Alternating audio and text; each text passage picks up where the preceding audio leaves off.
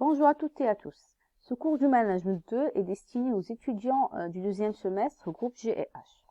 Toujours dans le cadre de la présentation des différents styles de direction, dans cette séquence, nous allons nous intéresser aux styles proposés par Black et Mouton, qui sont au nombre de 5, ainsi que ceux de Schmitz et Tannenbaum, qui sont au nombre de 7. Donc on commence par Black et Mouton. Alors, Robert Black, c'est un médecin et Jane Mouton est un psychologue. Tous les deux, au milieu des années 70, ils ont essayé de formaliser un modèle d'action managériale centré sur deux préférences. Le souci de la production et de la rentabilité et le souci du facteur humain à travers une grille qui va représenter les différents comportements du manager. Donc, c'est-à-dire, ces deux chercheurs ont pris deux variables pour élaborer leur style. La première variable porte sur l'intérêt du manager ou bien son souci pour tout ce qui est production, chiffre d'affaires, rentabilité, etc. ou encore son intérêt et son souci pour le facteur humain. Donc, ils ont développé une matrice. Cette matrice s'articule autour de deux axes, comme vous voyez. Donc, sur l'axe des abscisses, qui correspond à l'intérêt du manager pour la rentabilité, comme je viens de dire. Chiffre d'affaires, résultats, coût de production, l'atteinte des objectifs. Ils ont découpé cette grille en 9 valeurs, de 1 jusqu'à 9. Donc, plus tu te rapproches de 1, c'est faible, plus tu te rapproches de 9, l'intérêt est élevé. Sur l'axe des ordonnées, vous voyez, il correspond à l'intérêt du manager pour le facteur humain. Ça veut dire quoi? Il s'intéresse beaucoup aux conditions de travail, au bien-être de son équipe, sa cohésion de l'équipe, les besoins, ainsi de suite. Donc, eux aussi étaient découpés en 9 valeurs. D'accord? Donc, la mise en avant de 5 grands styles du management par ces deux chercheurs en fonction du degré de préoccupation du manager pour la rentabilité, couplé à son degré d'attachement au facteur humain. Essayons maintenant de présenter ces 5 styles. Comme vous voyez, on a style 1-9, style 1-1, style 5-5, style 9-9, style 9-1. D'accord? Quand je dis style 1-1, regardez sur la grille, ça correspond à une faible préoccupation du manager à la production et une faible préoccupation au facteur humain. D'accord? C'est ce qu'on appelle le management appauvri, le laisser faire, le laisser aller. Et on dit aussi c'est un management laxiste. Donc le leader il est à la fois très peu concerné par la rentabilité et la production que par l'état d'esprit de ses collaborateurs. Donc il ne cherche à imposer aucune direction, mais ne semble intéressé que par exemple, la bureaucratie de son entreprise. C'est quelqu'un qui évite toutes les situations difficiles, comme un conflit ou une confrontation, d'accord? Il ne prend pas, généralement, de position sur les sujets liés à sa responsabilité, d'accord? C'est quelqu'un qui est très peu concerné par les résultats et par le bien-être de ses collaborateurs. On peut dire que ce genre de manager, en fait, sa seule motivation, c'est la conservation de son poste. D'accord? C'est son seul objectif. Maintenant, le style 9-1. Là, c'est-à-dire que le manager il a plus d'intérêt à la production qu'au facteur humain. Donc, fort intérêt élevé à la production et faible par rapport au facteur humain. On parle d'un style autocrate. Comme vous voyez, c'est un management fondé sur l'autorité et sur l'obéissance. C'est un planificateur. Là, le leader, comme je viens de dire, a un fort intérêt pour la productivité et un très faible intérêt pour le facteur humain. Alors, là, le style, généralement, on trouve qu'il est efficace à court terme. D'accord? Mais généralement, il est démotivant pour les salariés. Donc, le manager est centré sur la tâche, se caractérise par le style, comme je dis, autoritaire, parfois on parle carrément de dictatorial. Ils utilisent donc ses employés comme des pions placés stratégiquement pour atteindre les objectifs. Alors, des outils de contrôle sont mis en place. Pour lui, les résultats passent bien avant l'humain et les collaborateurs doivent obéir sans se poser des questions. Par rapport au style 1.9 maintenant, regardez. Donc, j'ai un faible intérêt à la production, mais un très fort intérêt ou l'intérêt élevé au facteur humain. C'est ce qu'on appelle le Management Country Club. Vous allez voir pourquoi cet esprit de club. Alors, c'est un style, justement, centre, on l'appelle aussi centre de loisirs. Donc, il y a un manager social. D'accord? Le leader, là, il est très attentif à l'état d'esprit des employés. La priorité pour lui, c'est l'ambiance, le climat, aux relations aussi entre les membres de son équipe. Il a un désir d'être aimé au détriment de la rentabilité. Là, les collaborateurs, ils sont très écoutés. Ils sont au centre des préoccupations du manager. Donc, celui-ci, il développe des vraies relations de qualité avec son équipe. Regardez bien, les résultats financiers passent après.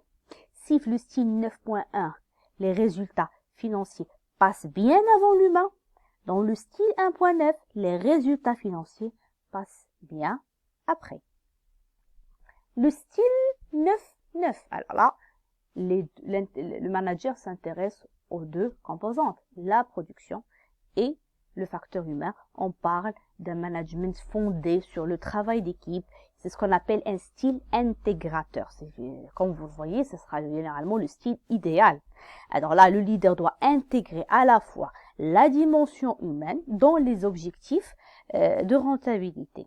Donc ce style est basé sur la confiance, l'initiative, la valorisation et l'implication de tous pour une production optimale.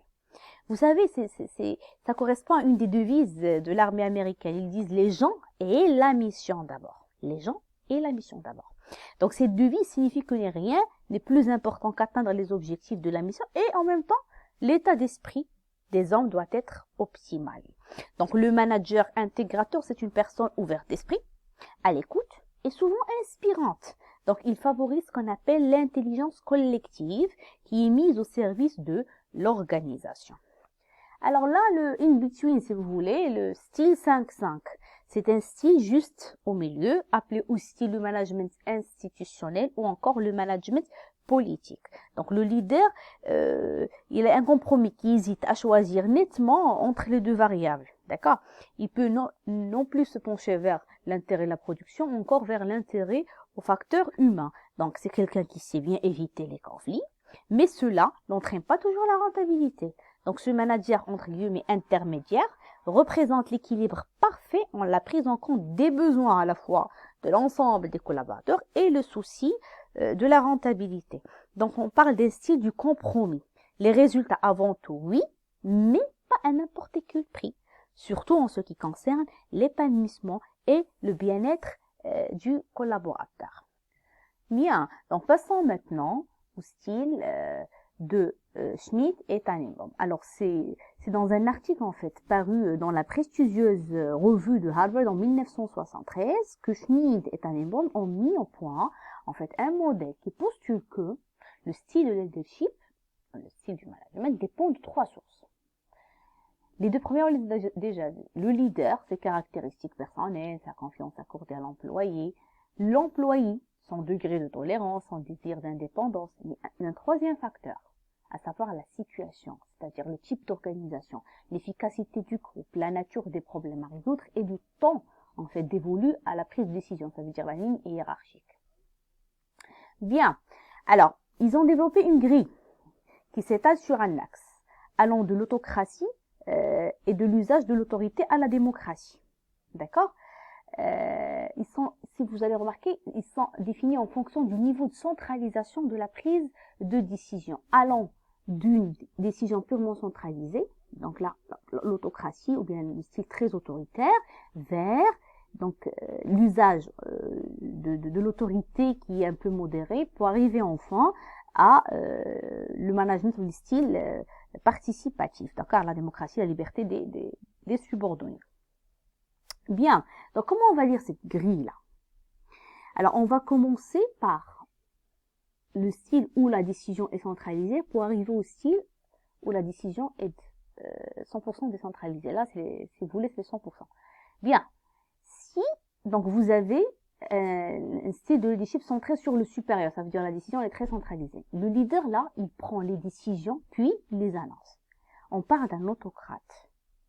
Donc, c'est centré sur le supérieur. Il prend les décisions. Ils doivent être exécutées par l'employé. D'accord? Par la suite, j'ai le deuxième style. Le leader, regarde, entre guillemets, vend ses décisions. Le vendeur. Toujours là, la décision, elle est centrée sur le supérieur. Mais il cherche à convaincre l'employé d'accepter ses décisions, au lieu de lui imposer comme le style précédent. Troisième style, le leader présente ses idées et demande à chacun son avis. Donc, c'est celui qui consulte. Il présente la solution, il demande l'avis de l'employé. Donc là, si vous voulez, le manager présente une décision avec des idées générales et invite à la réflexion.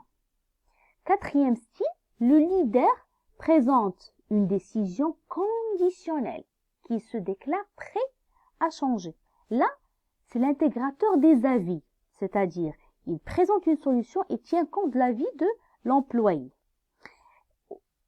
Quelle est la différence entre ce quatrième style et le troisième? Dans le troisième, il présente une idée générale, des généralités et il consulte des avis. Là, il présente sa décision, d'accord? Et il essaie justement d'avoir les avis ou d'écouter les avis de ses employés. Cinquième style, le leader présente le problème, obtient des suggestions et prend sa décision. On appelle des intégrateurs des suggestions. D'accord? Le manager présente la situation, écoute cette fois-ci les suggestions et décide. Il ne présente pas une décision et écoute les avis sur la décision. Il présente la situation et il écoute les suggestions et c'est lui qui décide. Je crois sixième style. Donc, le leader définit des limites et demande au groupe de prendre une décision, regarder de l'intérieur de ces limites. Ça, c'est l'intégrateur des décisions. Donc, il présente le problème dans un cadre déterminé. Je délègue la décision à l'employé. D'accord?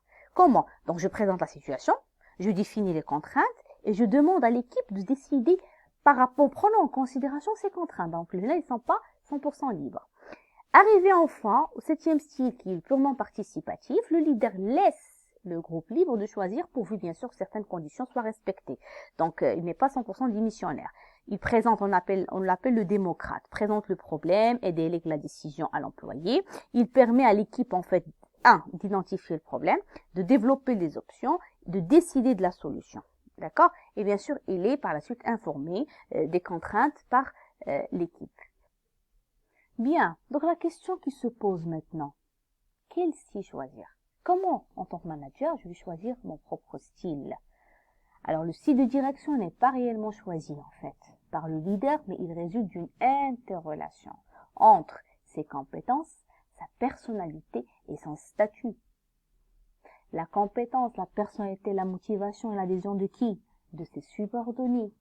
Et enfin, de l'entreprise elle-même, du service, des habitudes, l'urgence et de la nature de la décision.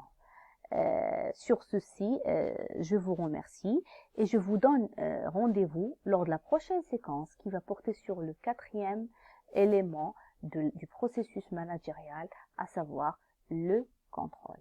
Merci pour votre attention.